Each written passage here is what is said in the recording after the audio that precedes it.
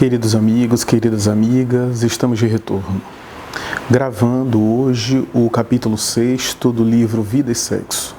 O livro Vida e Sexo é uma obra do Espírito Emmanuel, em parceria com o médium Chico Xavier. E o capítulo 6 é intitulado Compromisso Afetivo. Nesse capítulo, Emmanuel seleciona um trecho de Allan Kardec, como de praxe, e o texto que ele seleciona está no capítulo 17 de O Evangelho segundo o Espiritismo, item 7. É um parágrafo de uma mensagem, quando um espírito diz assim: o dever íntimo do homem fica entregue ao seu livre-arbítrio. O aguilhão da consciência, guardião da probidade interior, o adverte e sustenta, mas muitas vezes se mostra impotente diante dos sofismas da paixão. Fielmente observado, o dever do coração eleva o homem. Como determiná-lo, porém, com exatidão? Onde começa ele e onde termina? O dever principia para cada um de vós exatamente no ponto em que ameaçais a felicidade ou tranquilidade do vosso próximo. Acaba no limite que não desejais nunca que ninguém transponha com relação a vós. Interessante esse item de O Evangelho segundo o Espiritismo, quando Emmanuel seleciona esse trecho para falar de compromisso afetivo. Ele está fazendo uma conexão, portanto, uma vinculação, portanto, com esse texto de O Evangelho segundo o Espiritismo, que fala do dever moral do homem para com a vida.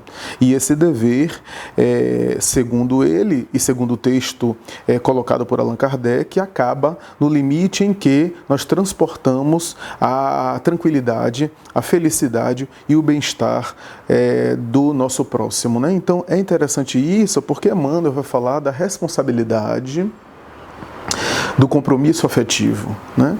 Uma responsabilidade essa que passa despercebido por nós e que invariavelmente não é muito bem considerada por nós.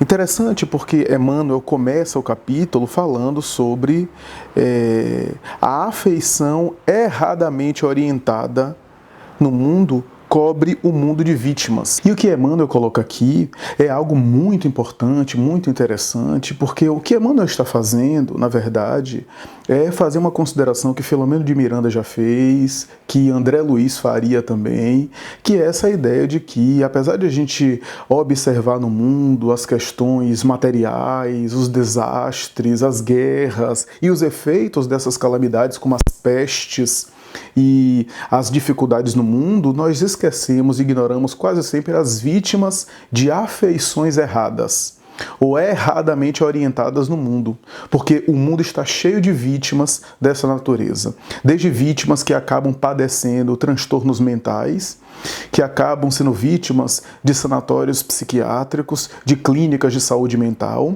e cuja origem muitas vezes nós não percebemos, como também vítimas de violência, pessoas que acabam enveredando para a droga, para o crime, e que muitas vezes a causa está em distúrbios afetivos, em lesões na alma, lesões essas que passam de uma para outra encarnação.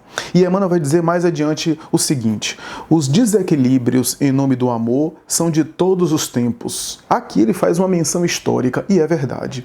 Se nós fizermos uma análise histórica, mesmo que de uma maneira superficial, de uma maneira rasa, perceberemos que esses desequilíbrios da afetividade, e por que não dizer da sexualidade em nome do amor, são de todas as épocas. Se nós recuarmos, veremos personagens bíblicas.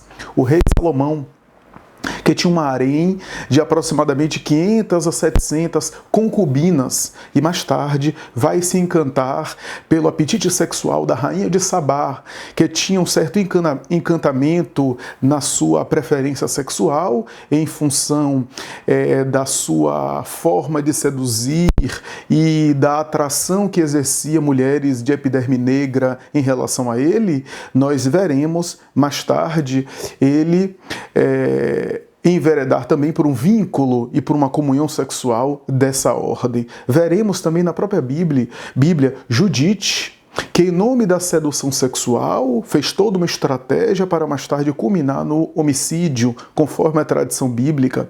Nós temos ainda na tradição antiga Cleópatra, que segundo a tradição histórica, rainha do Egito, seduziu, graças ao seu trânsito sexual, os dois homens mais poderosos do mundo, Marco Antônio e Júlio César.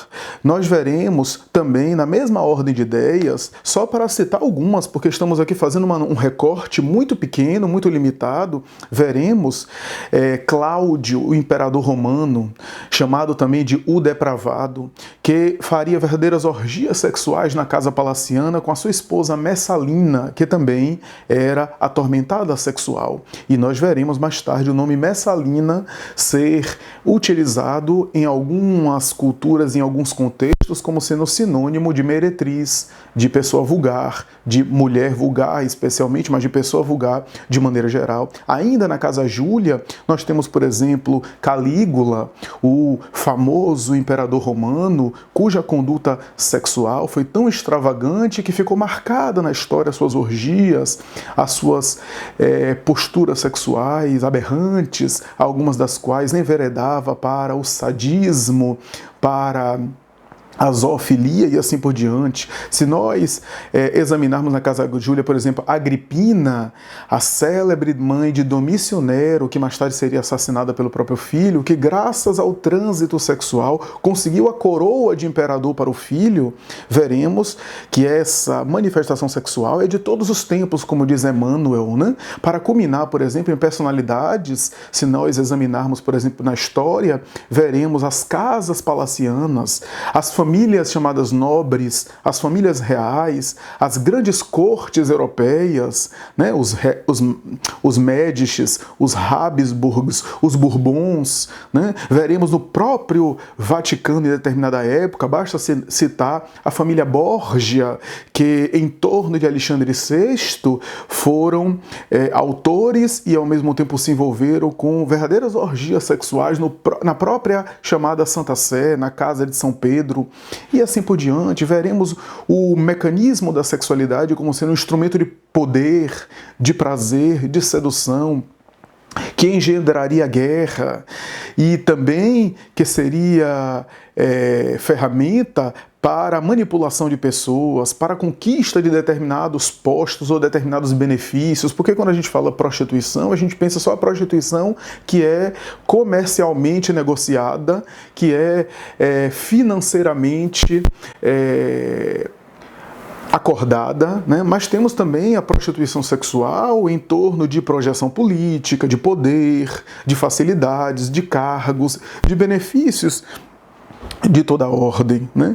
A semelhança do que aconteceria, por exemplo, na cultura hollywoodiana, com o James Bond, que é uma espécie de referência, que é uma espécie de símbolo masculino de sexualidade e de promiscuidade, que estaria sempre com carros, né, com objetos de marca, de grife, e ao mesmo tempo com sucesso em função da sua postura sexual, de estar sempre acompanhado por mulheres, sempre estando acompanhado por figuras femininas, tendo naturalmente que uma vida bastante variada e bastante intensa em termos sexuais, porque estaria sempre, de alguma forma, conquistando mulheres, seduzindo-as, como sendo o máximo do prazer e do poder, né? Ou então, James Bond é apenas uma referência masculina, uma espécie de símbolo para alguns homens ou para a mentalidade masculina vulgar. E de outro lado, temos um símbolo, por exemplo, que poderia ser representado aqui por várias mulheres que ficariam célebres, como uma Marilyn Monroe, a notável atriz norte-americana, que encarnou esse símbolo de uma mulher sedutora, de uma mulher sexualmente poderosa e que ao mesmo tempo utilizaria do seu poder de sedução, vou utilizar de uma expressão americana, do seu sex appeal para de alguma forma se projetar. Mas o que Emmanuel chama a atenção aqui é que ninguém passa pela vida terrestre sem estar sob o ordenamento jurídico da consciência cósmica. a lei divina que rege todos nós e que funciona em nossa consciência. E ninguém irá ferir o outro sem ferir a si mesmo. Ele chega a dizer o seguinte: urge não mutilar o próximo, para não sermos mutilados psíquicos. Essa colocação de Emmanuel é muito interessante, porque algumas páginas mediúnicas, tanto de Emmanuel como de André Luiz, inclusive do espírito Joana de Ângeles, fala dessa mutilação psíquica, dessa mutilação até perispiritual que nós sofremos em função da nossa vida amorosa, da nossa vida afetiva, da forma como nós conduzimos a nossa sexualidade, cujos efeitos, muitas vezes, lesa a alma alheia, lesa os sentimentos alheios. O que é que isso vai acontecer? Nós seremos mutilados psíquicos, porque reencarnaremos mais tarde com deficiências, com limitações, muitas vezes. Do ponto de vista reencarnatório, a timidez excessiva, a inibição, o complexo de inferioridade, o conceito de que não se merece ser amado e não se merece ter uma vida amorosa, uma vida afetiva, a impossibilidade de concretizar o matrimônio, a vida conjugal, seja por uma inibição física, estamos falando aqui de uma frigidez, de uma impotência masculina, de uma limitação sexual orgânica, mas também limitações emocionais, conflitos emocionais, consciência de culpa. Muitas vezes tudo isso tem origem no mau uso que eu fiz da afetividade e retorno com a afetividade destrambelhada, com a afetividade perturbada. Há uma mensagem muito valiosa, muito preciosa, chamada Karma de Solidão, do espírito Joana de Ângeles. Vamos tentar colocar na descrição desse vídeo aqui embaixo, Vamos tentar colocar, transcrever essa mensagem. Se não me falha a memória, está no livro Receitas de Paz. E Joana de Ângeles faz uma abordagem muito importante, ou melhor, Viver e Amar. Joana de Ângeles faz uma menção muito importante sobre esse karma da solidão. Ela usa a expressão karma, que é uma expressão conhecida para se tornar mais acessível, uma expressão que a gente entende o conceito do que é, uma provação, ou uma expiação. E ela faz uma colocação muito interessante, dizendo daquelas pessoas que vieram à Terra, que vêm à Terra, e que, embora possam até encontrar parcerias sexuais, não conseguem, muitas vezes, vivenciar o processo de uma parceria afetiva estável que possa culminar numa construção de uma família. E ela vai dizer que muitas vezes tem origem na afetividade abusada, mal usada, e que no inconsciente o indivíduo muitas vezes ou sabota, ou resiste, porque acredita internamente que não merece em função dos débitos adquiridos, e muitas vezes quando deseja, não consegue concretizar esse ideal, essa meta. E Emmanuel termina o capítulo falando o seguinte, que o vínculo sexual, quando uma criatura estabelece um vínculo sexual com a outra, gera um circuito de forças. E esse circuito de forças faz com que as criaturas se alimentem psiquicamente. Porque a alimentação psíquica, por intermédio da vinculação sexual, não é apenas uma alimentação de hormônios físicos, de experiências glandulares, de sensações apenas hormonais, mas, sobretudo, de hormônios, entre aspas, espirituais, psicológicos, Essa alimentação psíquica. E Emmanuel vai dizer que, em muitos casos, os indivíduos criam vinculações. Por isso, uma relação que a princípio é apenas uma parceria afetiva, quando dá um passo à frente numa vinculação sexual, gera uma responsabilidade maior para com os indivíduos. Os indivíduos agora assumem uma responsabilidade maior, porque quanto maior o vínculo, mais responsabilidade eu tenho pelo outro. E em relação ao que em função daquilo que pode ocorrer ao outro. Então isso é muito importante. E ela vai dizer, ou melhor, Emmanuel vai dizer, que essa alimentação psíquica recíproca pode ser desfeita se for de maneira amigável, fraterna, consensual, Mas o que ocorre? Muitas vezes nessa vinculação, um dos dois, por imediatismo, por egoísmo, porque apenas se vinculou a outro por uma questão meramente de interesse sensorial, de interesse sexual, E mais tarde, ao decidir fazer uma ruptura, essa ruptura psíquica vai gerar, de alguma forma, a carência dessa nutrição no outro. O que é que acontece? Se o outro não tem maturidade emocional, não tem evolução moral suficiente para lidar com aquilo, para aceitar e para compreender, o pânico, o desespero, a angústia, a depressão e até mesmo perturbações mentais muito sérias caem também na contabilidade da consciência daquele que decidiu romper, daquele que decidiu fazer a ruptura psíquica.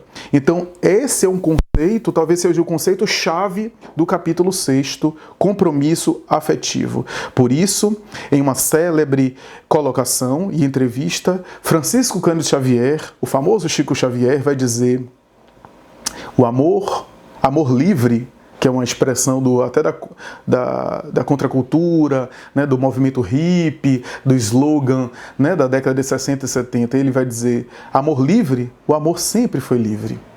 O amor é livre, porque o amor liberta, mas os vínculos dão responsabilidade. O amor pode ser livre, porque o amor deve, aliás, ser livre, não escravo. Mas os vínculos dão responsabilidade aos indivíduos. Porque a liberdade do amor não é uma libertinagem que cai, muitas vezes, em perturbações que não são liberdade. O indivíduo que, sob a justificativa da liberdade, se permite a lesão na alma do outro, no fundo, não se liberta, mas se algema aqueles conflitos e leva consigo a sua carga para as outras experiências amorosas, afetivas, conjugais.